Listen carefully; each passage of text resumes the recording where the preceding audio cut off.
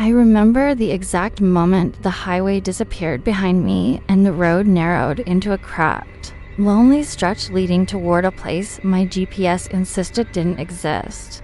The sky above me had turned the color of fading bruises, deep purples blending into sickly gray, as if the sun had given up halfway through setting. I could feel the temperature drop inside the car even though the heater was humming. My instincts whispered to turn around, but I'd already been driving for 9 hours and my tank was nearly empty. I needed a town, any town, even if it was a forgotten speck on a map that every app claimed was just an unmapped region. But then the sign appeared, arrested. Bullet-pocked metal plate hanging crooked on a bent pole. Welcome to Ashford Hollow. Population count scratched out.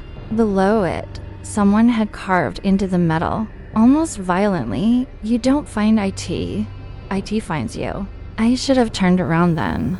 I really should have. The road dipped into a hollow valley where the trees leaned inward like they were trying to whisper something to me, warnings, maybe, but the branches rattled too softly for me to understand. When I finally reached the first row of houses, the silence hit me like a physical weight.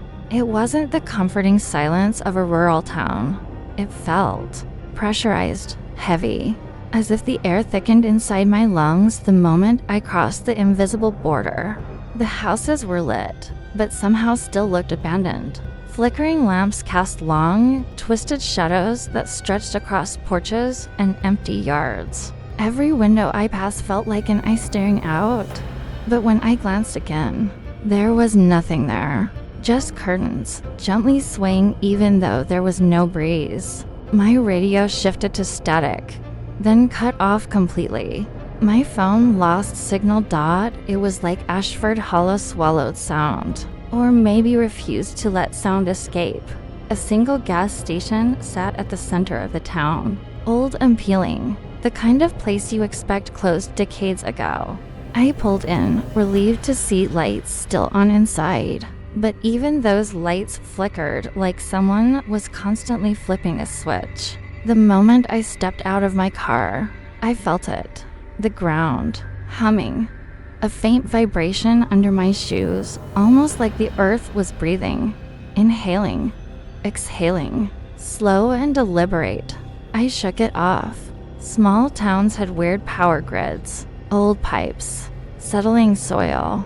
That's what I told myself as I walked into the gas station. The bell above the door didn't ring. It didn't even move. The air inside was stale, like the place had been sealed for years. The single fluorescent light overhead flickered so fast that the shadows jerked around the room, like insects. Behind the counter stood an old man, thin as a skeleton, his skin sagging around his jaw as though gravity had given up on the rest of him, and focused entirely there. His eyes were glassy, wide, almost milky. I couldn't tell if he was staring at me or through me. "Pump 4, I said, voice cracking a little from the dryness of the air. "Fill up." He didn't blink, didn't speak, didn't move. I glanced around, trying to figure out if maybe he hadn't heard me.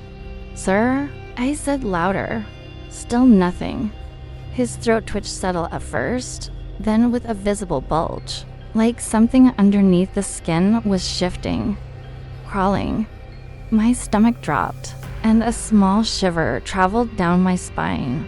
Slowly, painfully slowly, he lifted a trembling hand and pointed toward a dusty glass jar sitting on the counter. A handwritten label in old, faded ink said, "You're already in it." My chest tightened. "In what?" I asked, trying to shake off the sudden rise of panic. He didn't answer. His jaw moved like he wanted to say something, but his tongue forgot how to work. The air in the store felt even thicker now, hotter, suffocating, as if something breathed directly on the back of my neck whenever I tried to inhale. I stepped back, ready to leave. "Look, it's fine. I'll just..." And then the lights went out. Not slowly, not with a flicker, just as an AP total darkness. I froze.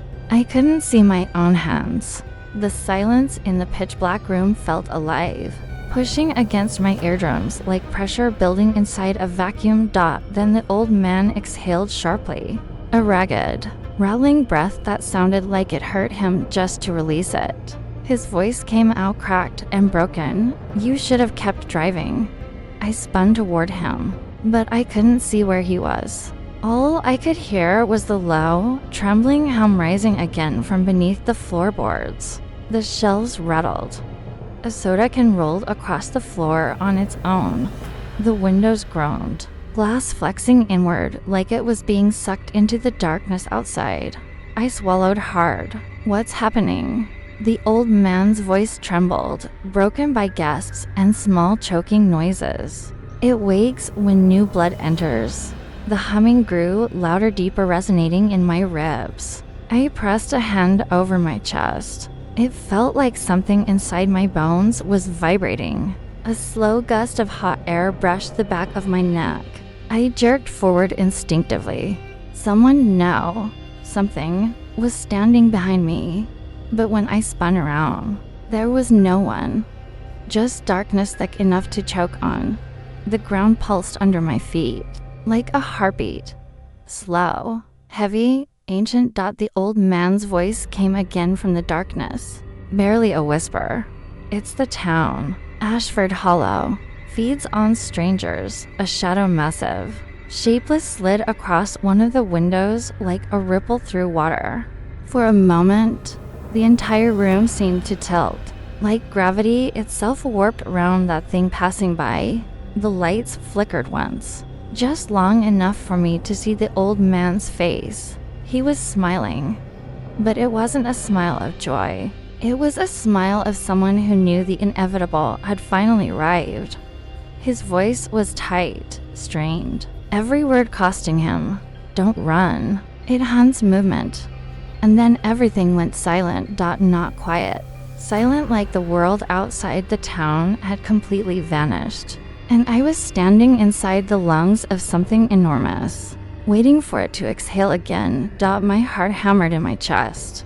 Sweat ran down my back. I stood perfectly still, and in the suffocating darkness of Ashford Hollow, I understood. I had not entered a town. I had stepped inside a living thing. A thing that was now fully awake and aware of me. I didn't move, not even enough to breathe normally. The darkness inside the gas station felt thick, like it had mass, like if I inhaled too deeply, it would slide down my throat and fill my lungs. The humming beneath the floorboards grew slower, heavier, vibrating inside my ribs like the heartbeat of something deep under the earth, something patient. Something hungry. Then the ceiling creaked. A soft scraping sound brushed above my head. Once, twice, like nails dragging across old wood. I tilted my eyes upward, barely daring to move my neck. In the faint flicker of the dying fluorescent light, I saw something crawling across the ceiling. Limbs bent backward, joints popping with little wet clicks. Its body jerked in corrupted, unnatural motions, like it was glitching between frames of reality. Each time the light flashed, it appeared in a different position, closer. Its fingers tapping the glass pane above me. Tap, tap, tap. The tapping wasn't frantic.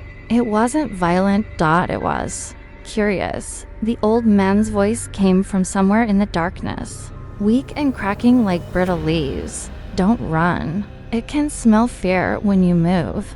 The thing on the ceiling paused. One long, bending arm slowly unfurled downward, feeling the air like a blind serpent searching for warmth.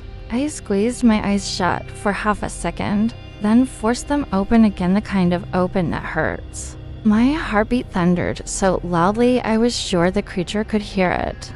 Then came the voice. Not the old man's, not anything human. A deep, vibrating rumble echoed inside my skull, like someone whispering from behind my eyes, "You belong to the hollow." The voice wasn't spoken. It was inserted into my mind. My knees nearly buckled. The old man made a choking noise, then collapsed onto the floor with a heavy thud. When the light flickered again, I saw his chest cave inward as if something had sucked the life out of him from the inside. His skin shriveled. His eyes sank. His jaw fell slack. He was gone. The creature on the ceiling turned sharply toward the sound, its limbs twisting and snapping. That's when instinct took over. Logic died. Fear took the wheel. I ran. The moment I bolted, the town reacted violently. The street lamps outside burst one after another in a strobing line of explosions, showering sparks across the empty road. The ground beneath my feet pulsed faster, shaking the walls, rattling the rusted shelves. And then I heard them. The pale-eyed figures I'd seen earlier, those strange silhouettes in the darkness, let out a collective, bone-deep groan. Their necks cracked as their faces tilted toward me. Then they sprinted. But sprint is the wrong word. They moved like broken marionettes being pulled by invisible strings, too fast, too jerky. Their limbs bending at angles no human leg or arm should ever bend. Their jaws hung loose. Their eyes glowed faintly white, like dim headlights cutting through fog. I pushed through the back door of the station, stumbling into an alley that cut between the post office and an old barber shop. The moon hung unnaturally low in the sky, swollen and tinted with a sickly red hue, like it had bled across the clouds. The air tasted metallic, like iron settling on my tongue. A woman stood at the far end of the alley. Her back was to me. Relief rushed into my chest. "Please," I yelled. My voice cracked so hard it almost hurt. "Lady, I need help, please." She didn't answer. I took 3 steps toward her and froze. Her feet weren't touching the ground. She hovered inches above it. Slowly, painfully slow, her neck twisted around, turning far beyond what was anatomically possible. Her jaw dropped open, widening unnaturally as if her face were melting from bone. Her eyes were deep hollows. Her voice was not human when she whispered, "You should have kept driving." I stumbled backward, slipping on loose gravel, catching myself on the brick wall. Behind her, the pale-eyed figures poured into the alley, crawling over dumpsters, walls, fences, anything in their way. Their hands clawed at the ground as they ran, fingertips snapping, bones protruding through skin. I bolted toward the main road, my lungs screaming for air. Every step felt heavier, like the ground was pulling at my ankles, trying to reclaim me. The town hummed louder, a deepening growl vibrating through the asphalt, like the earth itself was rising to swallow me whole. I saw my car, dirty, dust-covered, but real. I sprinted for it with everything I had left.